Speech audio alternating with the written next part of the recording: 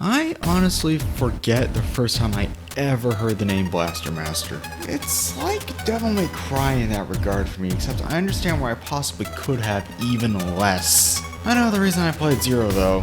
It was simply because I was a newly minted Gunvolt fan and wanted to try something else by Inti Creates. Nothing really else to it. I mean, it has Gunvolt as an extra character, so what is there to lose in trying? I did actually play this game quite a bit on my Switch and actually beat it, but that was at least 3 years ago. So I'm coming into this with a relatively fresh set of eyes. The game is a reboot of Sunsoft's Baster Master series that was, as stated before, developed and published by Inti Creates.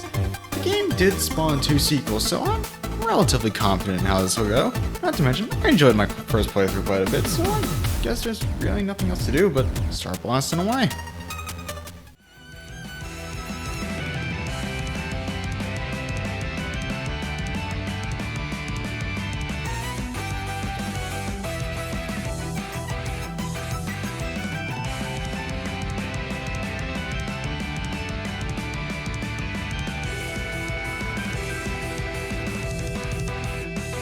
So it turns out that this is actually the second Blaster Master reboot. How do I know this, since I'm not very well informed when it comes to Blaster Master? Simple. It showed up on the internet when I was double checking who the publisher was. Yes, I used Wikipedia at first. It was literally a 2-second lookup. Okay, if it makes you feel any better, I did switch to the Blaster Master wiki for more detailed information. Besides the NES game and its sequels, there was also a 2010 reboot on WiiWare called Blaster Master Overdrive. Wait. The final game before the 2010 reboot was a PS1 third-person shooter. His review is about Zero, so I'm not overly concerned about playing these games. You know what? How much of a pain in the ass would it be to get these for cheap? Oh, not hard at all. Screw it. I'm a dumbass. So to take a couple quick pit stops, the original Blaster Master known as Super Planetary War Chronicle Metafight in Japan. I immediately cleaned this the moment I got it. What the hell? Give me a sec. Oh, you gotta be kidding me. Okay. Reinserting the cartridge seems to have done it. So, the original 1988 game. Honestly, it's pretty good. I had no idea where I was going because there was no map, and I still had no clue how to use sub-weapons, and yes, I tried every button combination I could think of, but it controlled pretty well, and I had fun. I actually went all the way to the second boss before stopping, and it wasn't even because I ran out of lives and continues. It was more because I needed to get a move on to our next pit stop. Alright, so blasting again is probably going to get its own video at some point, because this is just something else. It's not just a third-person shooter, it's a 3D platformer. With, fittingly enough, tank controls, and for some reason someone put a shit ton of butter on the tank treads to the point that this might be one of the slipperiest games I've ever played. I actually got a couple friends to play this with me, and we had a good time. And I'm genuinely curious to see if the game gets good, because we didn't even get past the first area. Because the tank controls felt really off, and the navigation was a crapshoot due to the lighting being non-existent. Although that might have partly been the fault of the TV we were using, but I'd say it's more than interesting enough for me to want to play it again at some point. Blaster Master Overdrive is completely uninteresting. It looks like something a few college students would throw together, and controls like shit. Nothing else for me to add, and I never want to play it again. Thank the Lord for CFW.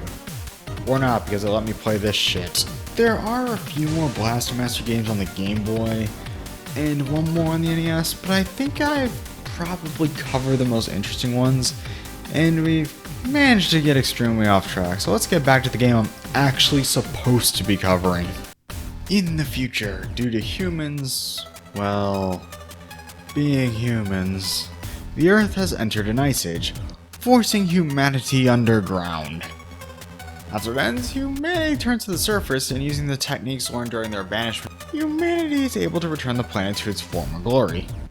Well, that plot point came and went. Also, a meteor crash landed on the planet's surface, but no one paid that any mind because... reasons.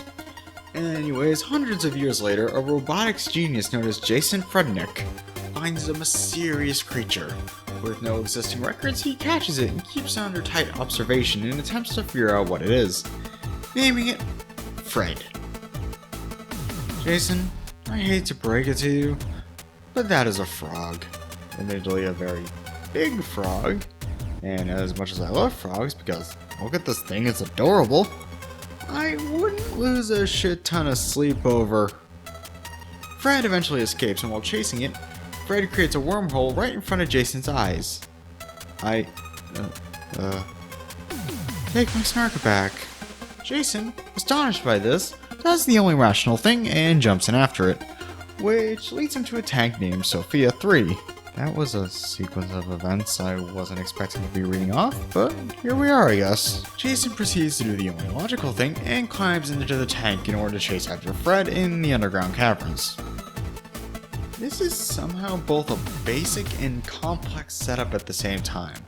On one hand, we have all this neat backstory about the setting, and on the other hand, our goal is to chase down a wormhole-making frog named Fred. Honestly, I love the absurdity of it all, and there's actually something extremely interesting about this setup, and that is it's actually more based off the American version of the original's plot.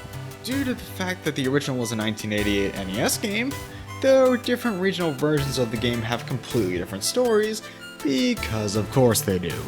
Metafight, at least according to my research, is about the planet Sophia III, which is invaded by intergalactic conquerors known as the Inverness Dark Star Cluster, and how a young soldier named Kane Gardner pilots a custom-built, all-purpose tank known as Metal Attacker in a last-ditch effort to stop them, and Blaster Master is about a guy named Jason chasing his pet frog, Fred, who escaped and fell down a hole in the ground, which happened to land next to the Sophia III tank, with the rest of the game being about exploring the underground caverns in an attempt to find the missing amphibian while taking on radioactive mutants. I don't know why, but I find the American plot more entertaining, or bare minimum less generic, and I'm glad they used it as the basis for the setup in Zero, while adding more details for world building, as well as taking elements from the Japanese version for later in the game. I'm sorry, I just find beauty in the fact that we're blasting mutants in an underground cavern just to find a friggin' frog of all things. Whatever the case, we have a tank now and it controls simply by using the D-pad or analog stick. Sophia 3, your tank, can be moved left and right and can jump by pressing the X button. Sophia, despite being a tank, is surprisingly mobile and feels oddly floaty, yet at the same time has plenty of weight and it just controls like a dream. Which is a good thing since the wonderful looking 8-bit landscape with some great music that I feel bad for not listening to a lot more because I've owned the soundtrack disc for this game for years, is quite uneven and hostile. Seriously though, this game looks really good. Inti Creates shows once again that they really know how to make a good looking pixel game. Like, obviously the sprite work is too advanced for an NES game, but it captures that look and charm perfectly. Honestly, at this point I've played so many Inti Creates games that I've come to take it for granted. So taking a minute to step back, it's a little eye-opening. It also helps that the game's locations all have a pretty decent variety. Most of the games are pretty standard video game fare. You got your forest, city, ice areas, and it's only really towards the end where things get more out there. But that's not really an issue, and there's a pretty decent reason for it, which I'll get into later. As I said before, the fact that I haven't listened to this soundtrack more is criminal. I could try to explain why the 8-bit soundtrack is great and fail miserably, or I can just let the music do the talking.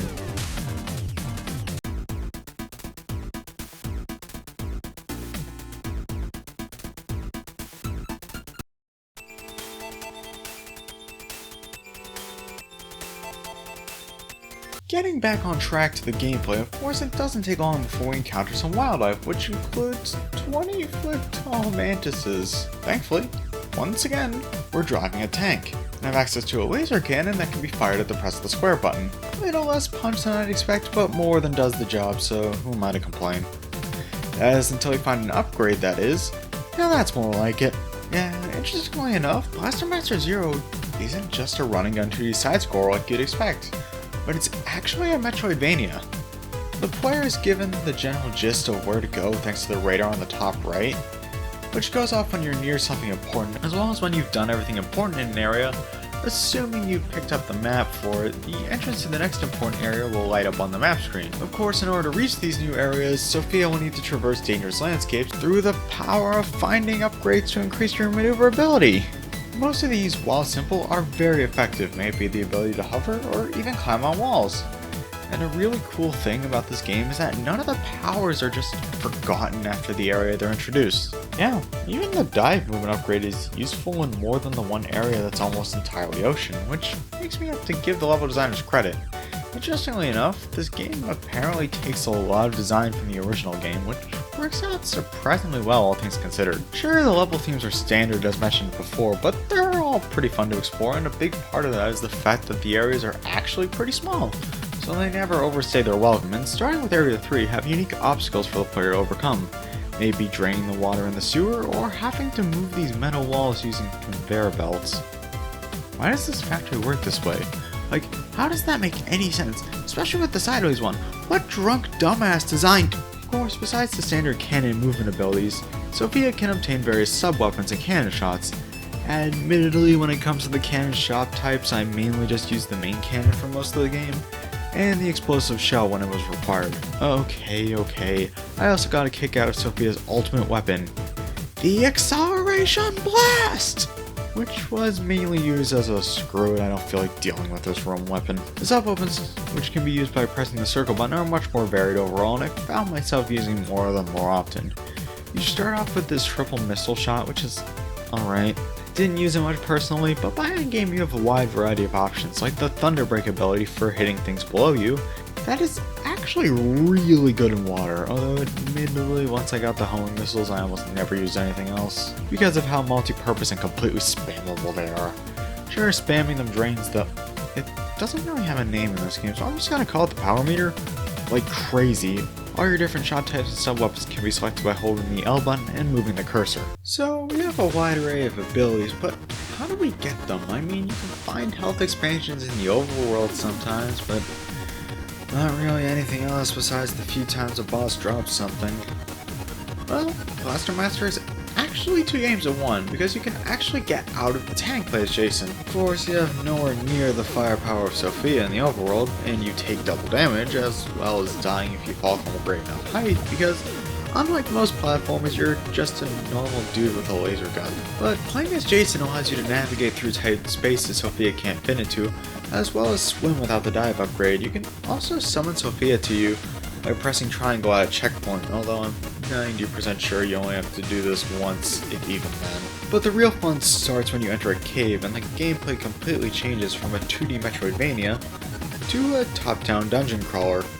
During this gameplay style, Jason's arsenal is greatly, and I mean greatly, expanded. Because now he has his own set of sub-weapons which range from a simple grenade starting out to having stuff like a placeable turret to distract enemies and deal a ton of damage to bosses if placed close enough to them. Unlike Sophia's sub-weapons, I actually found a use for pretty much all of them.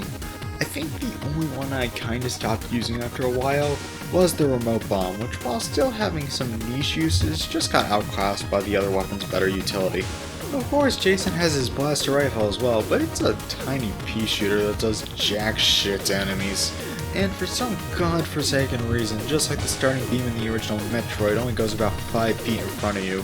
Thankfully, by collecting these red items, you can increase your gun level, which when maxed out, turns it into this absolute monster of a shot that is extremely spammable and shreds everything in sight with little effort, including bosses. However, every time you take damage, you lose a gun level, eventually going back to level 0. This was extremely irritating at first, even with the upgrade that creates an extra hitch for your gun level that recharges after a few seconds you get early in the game. Until I really started to dig into the other weapon levels and sub-weapons. I've already gone over the sub-weapons, but the various gun levels, instead of just being flat upgrades, are actually vastly different types of weapons for dealing with all sorts of situations. Sure, level 1 is just what you wish your pea shooter was from the start, but later weapons serve all sorts of uses. From a short-range burst of several shots that is devastating close quarters, to a reflector that I admittedly didn't use much. Level 7 is actually a flamethrower that honestly sucks in combat, but can destroy spikes and other environmental obstacles with ease. I think my go-to when the 8th and final level Wave wasn't available though, was level 6 Striker. which shoots a small ball of electricity that, when it makes contact with an enemy, hits every enemy on screen, which almost completely breaks these ambush rooms that serves as boss fights in some caves.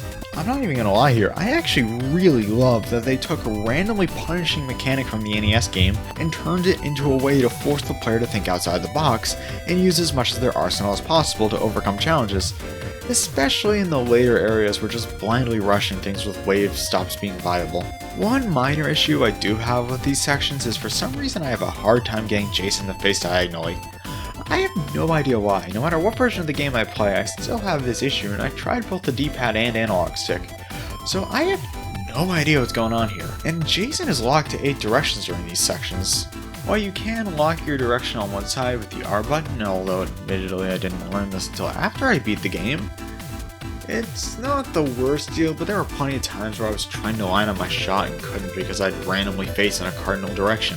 Now, most of the bosses in this game take place in these on-foot sections, and at first they're nothing special and can be summed up as, come in with level 8 and... yeah. But later on, the bosses start to become more complex and require a lot more thinking, especially if you lose level 8. I think the moment it truly hit me that this was occurring was this giant enemy crab, where if you lose wave, you either have to slowly kill it with the other shot type that goes through walls and enemies, but is extremely weak and has a bad rate of fire, or you have to set up traps and try to ambush it from behind throughout the hallways that make up the arena. It's a pretty good fight and definitely one of my favorites. After beating a boss, you'll obtain a new ability or the map of the area in question. So I guess the only thing left to do is talk about the rest of the story. Here's a timestamp to skip to avoid spoilers. You have approximately 3 seconds. While exploring the ruined city and after defeating a large mutant, Jason discovers an unconscious girl who, after waking up, reveals that her name is Eve, and because of friggin' course, she's lost her memories. Although she's extremely good at maintaining Sophia for some reason, and decides to help Jason find Fred as thanks for helping her. From this point on, in the pause menu, you'll be able to chat with Eve at any time, and while most of these will just be Eve explaining what your current weapon does, sometimes you'll actually get additional information about the story or setting, and unfortunately, pretty much all of it is completely optional. So if you're like me and you like seeing stuff like this, be prepared to talk to her often, as stuff as important as mutants gathering in the ice area is first explained in one of these. Once the duo arrives in the ice area, they find out that most of the mutants have left the area. After exploring for a while, they finally find an injured Fred, who is, weirdly enough, covered in wires and mechanical parts. Yep, our good pal Fred was a robot all along. And to add to the insanity, so was Eve. See, Eve is actually an android from another planet designed to help and operate Sophia 3 in its quest to protect the cosmos from the mutants who invade various worlds, gobble up all available resources and life forms, and leave the planet an empty husk. The mutants likely appeared on Earth after, shock of all shocks, a meteor that somehow nobody noticed from the intro made impact. Fred is actually a drone for Sophia designed to blend in with a planet's native life and locate the threat. And thus, the origins of everything is explained. Anyways, the mutants are on the move, and Eve thanks Jason for his help and is ready to part ways now that Jason has found what he was after.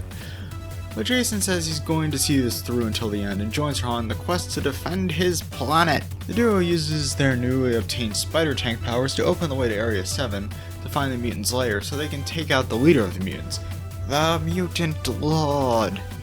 After stealthing, or rather, trying and failing to stealth through the area, Jason is separated from Sophia for a bit and comes face to face with the living home of the mutants, the Skeleton Boss. Yeah, I don't think Jason can win this. Thankfully, after some quick platforming, we flip a lever and bring Sophia down an elevator. Okay, I'm probably never going to get another chance to do this on a boss, so screw it. We're using Acceleration Blast! Wait, this has a special cutscene just for doing this?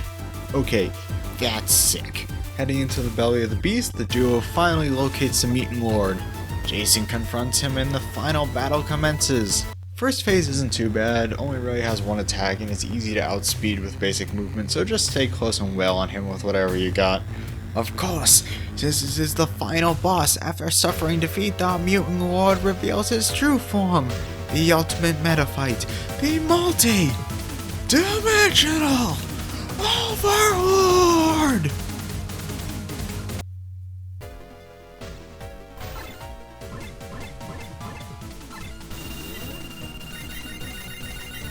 With the mutant destroyed once and for all, the Earth is safe at last. Jason and Eve say their goodbyes under the night sky, with Eve blasting off with Sophia, leaving Fred with Jason, and the credits roll. Overall, good little story. Nothing super complex, admittedly, events just kinda happen, and due to how optional talking to Eve is, you can easily miss a lot of it. But that's not a bad... Oh boy. If there's one thing I remember from my original run, it's that this game actually has a true ending. How do you get it?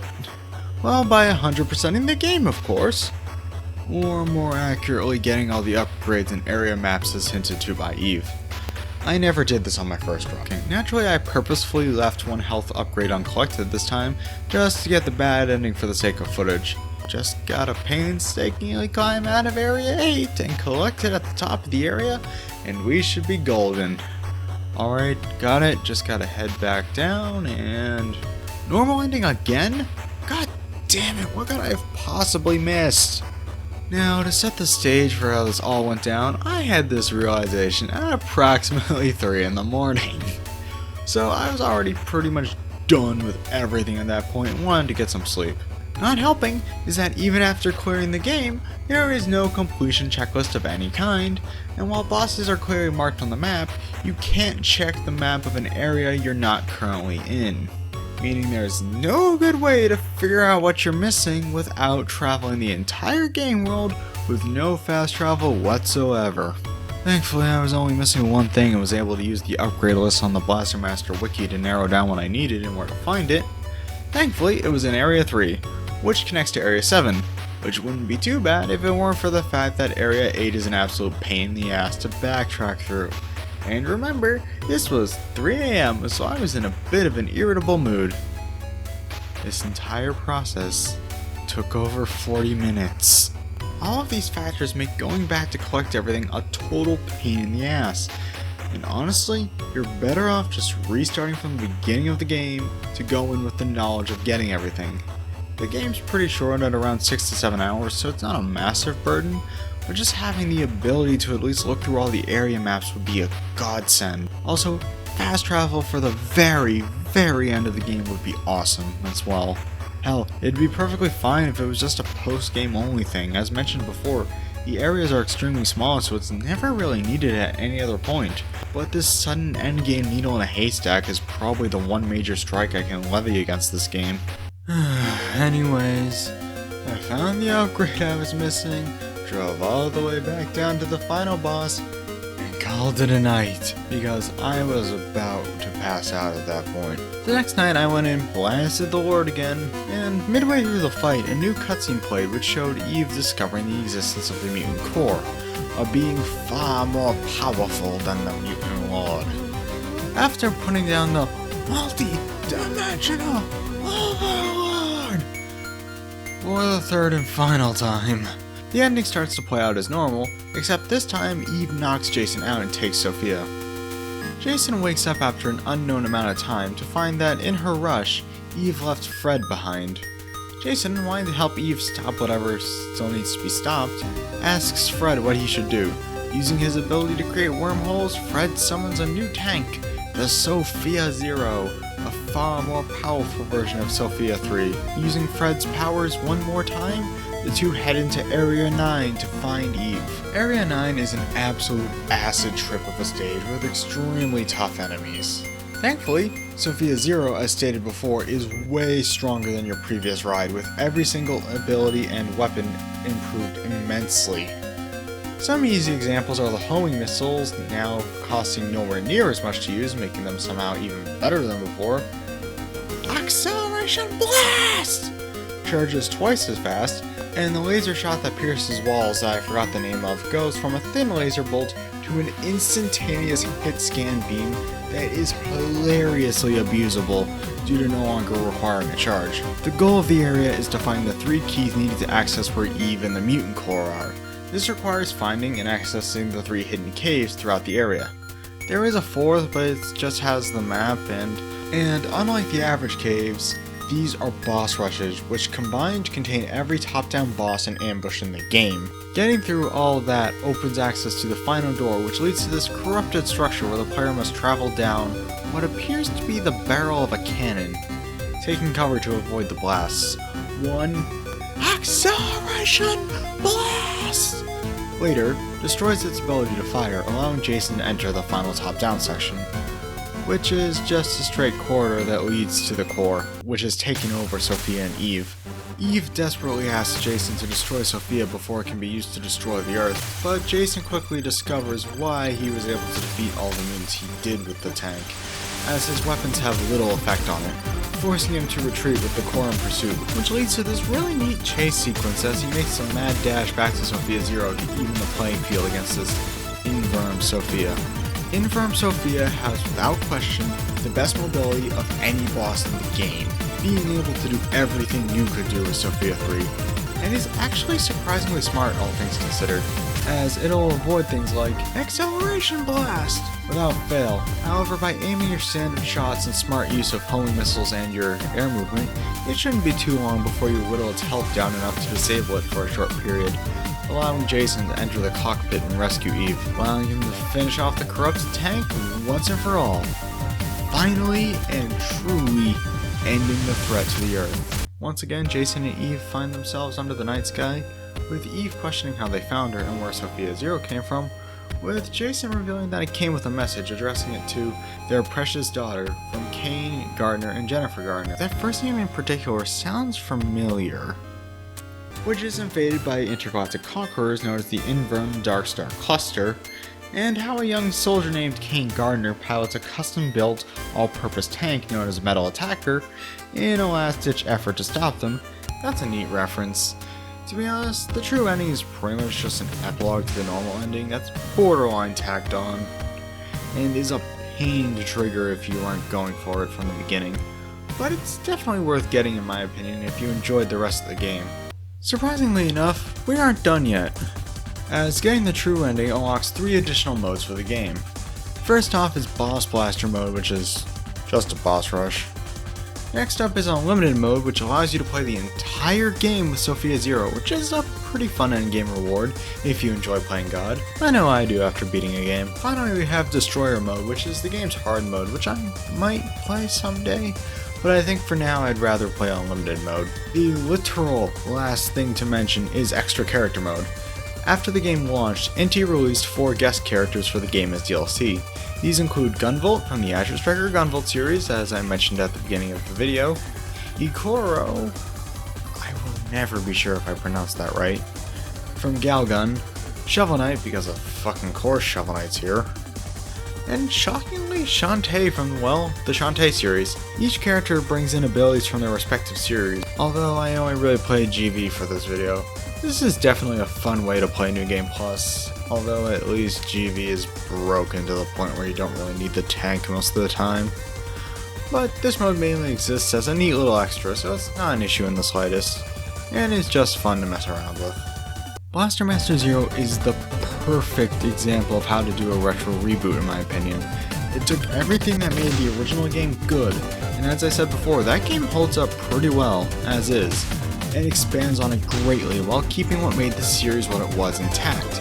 It's a great game without question, and I'm really looking forward to playing the rest of the Baster Master Zero series someday. Have a nice whatever time of day it is, because once again I'm not in your house or wherever you are.